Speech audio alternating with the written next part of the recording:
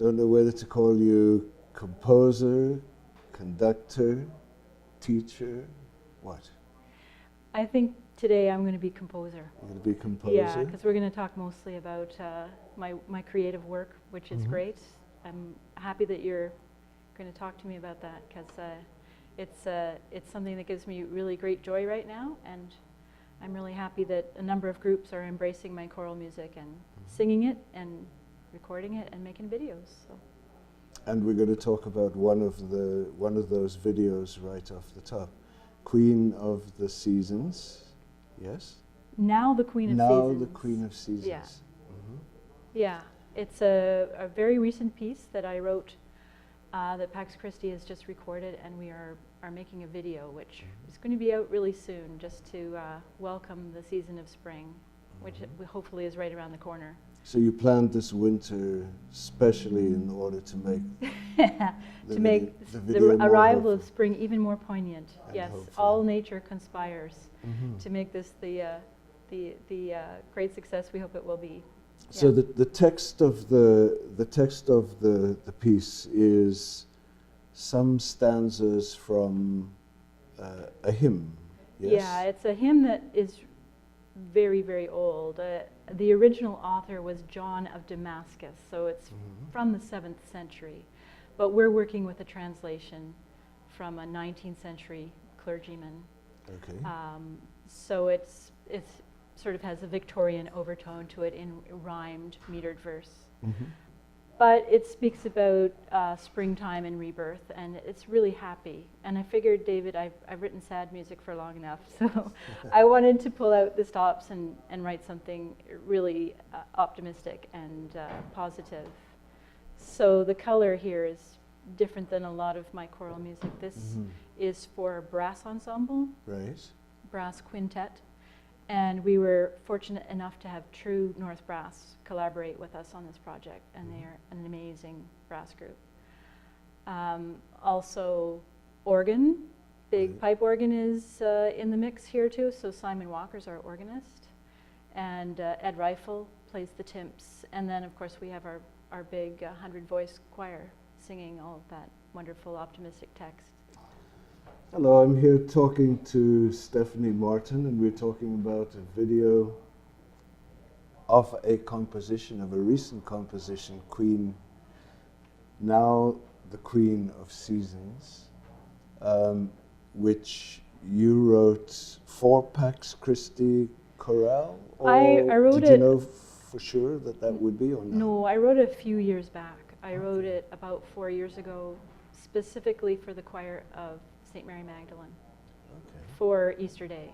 So it had its first liturgical performance there on Easter Day.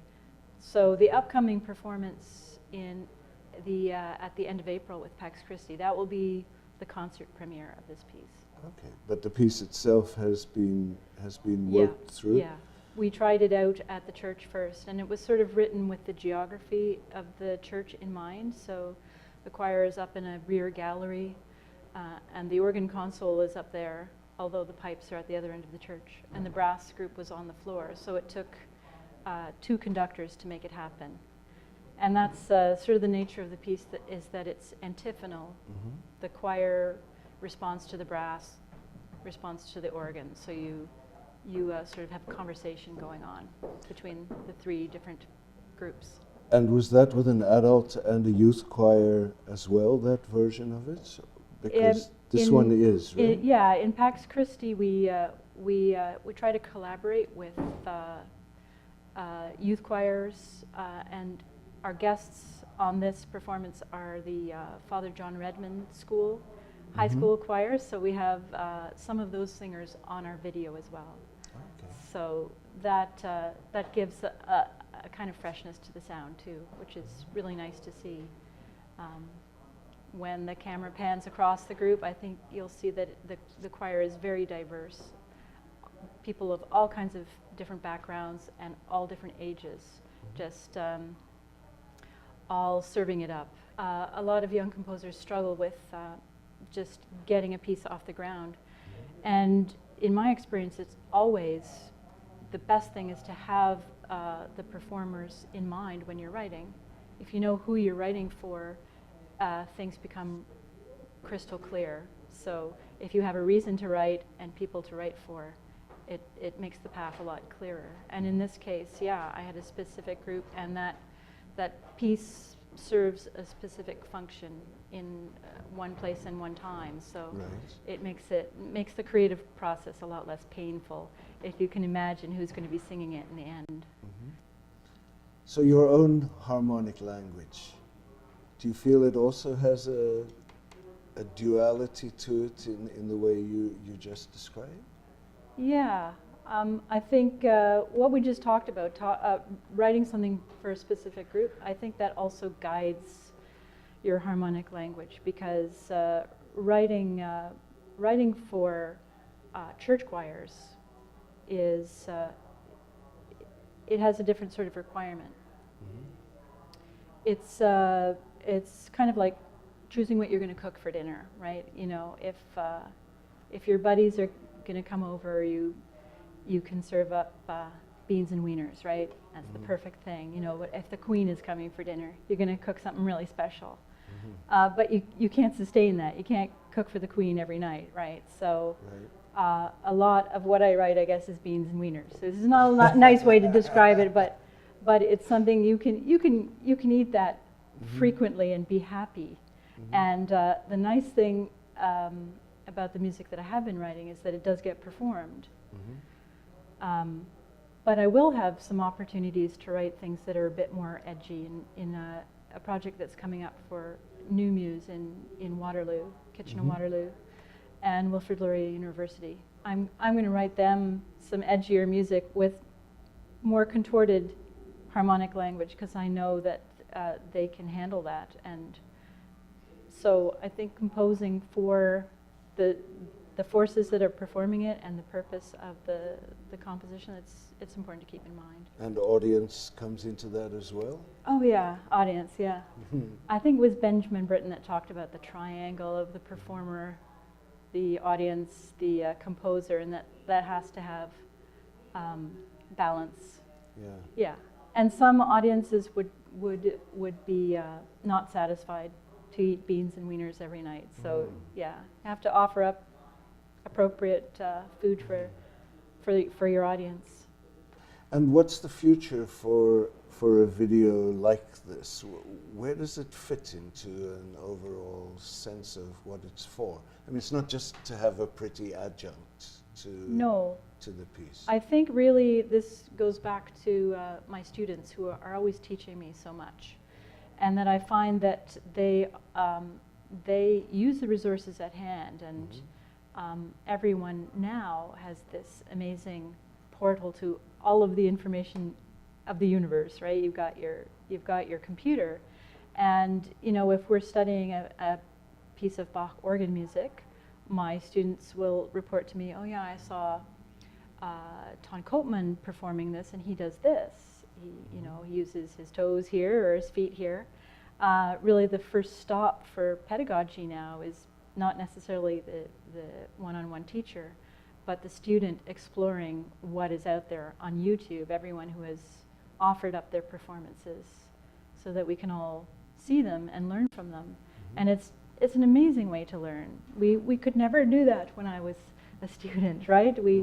We had to imagine what that looked like, and so much of playing an instrument is physical. When you see someone playing the cello and solving problems in a certain way, it's so much faster than someone trying to describe the fingering or trying to deduce it from a recording or someone else's score. You can just see someone doing it. So I think the video is just such a powerful medium that we thought it was good to take this step and get out there. But on the other hand, you could probably read a piece of music and hear it off the page. Does this other thing, is that a danger in terms of is it a danger that people will let go of traditional skills because they have technology at hand? Also an interesting question, and pertinent to a discussion I had working with students today too, in This is at York. At right? York University, I was working with a group of 4 students who have very cleverly put together their own ensemble so they can compose, work on the pieces, and perform them. Mhm. It's a fantastic idea. But one student was bothered because she had written a chord in a certain way, and it was spelled quite illogically. And she said the reason for this was that her notation program on the computer couldn't actually accommodate what she really wanted to say. It wouldn't allow her to write it in this way. Mhm. And I suggested maybe a pencil and manuscript paper would be fine. And they all said, of course, you know, we think that's a great way to write. So the students are embracing technology and learning from it because the notation program teaches you a lot. But sometimes just pencil and manuscript paper is faster, and I would hate for us to lose those traditional skills. We shouldn't worry about technology. We should use it and learn from it. But I think in our next generation, we're going to learn a lot about technology and develop an etiquette around it so that we don't lose important things. So in terms of your own compositional practices, you talk about carrying a notebook and manuscript. And with a piece like this, you hear it and you hear something and you write it down. What happens? With choral music, I always start with the text. Uh-huh. And I read the poetry and I write poetry down. And somehow the words always suggest music, the words themselves, because there's a contour and a stress to the words that just seem to suggest a melody. So I usually start there, and then I go to my piano and improvise a bit. I write in my notebook, and then I go to the notation program as soon as possible. And I advise my students to do that too. Just get onto the notation program as soon as you can, because then you can also work with material. It would be like if you were composing a letter on your computer. If you now we've learned a new way to compose a letter or an essay. Right. The computer's become a tool, so we can cut and paste and move paragraphs around. It's the same way with technology. It's so much easier to deal with your ideas. But the initial ideas, the initial musical ideas, can come at any time, so you have to be armed. If you hear it, hopefully your musical skills are strong enough that you can write down those intervals in that melody that you hear. It's interesting that you talk about the text having its own cadences and its pitches and everything else built into, I mean, the relationship. I mean, ultimately, maybe that's where music begins, is in how the voice goes up and down, and when and why. Yeah, I agree with you. I was thinking about that just the other day, how singing is, it's so elemental to all human beings, because when we're communicating now, you know, I'm using tone and rhythm to make ideas sensible to you, and we can share ideas. If we couldn't do that, we'd be lost. Yeah, and I mean, it also implies a bit of a continuum between.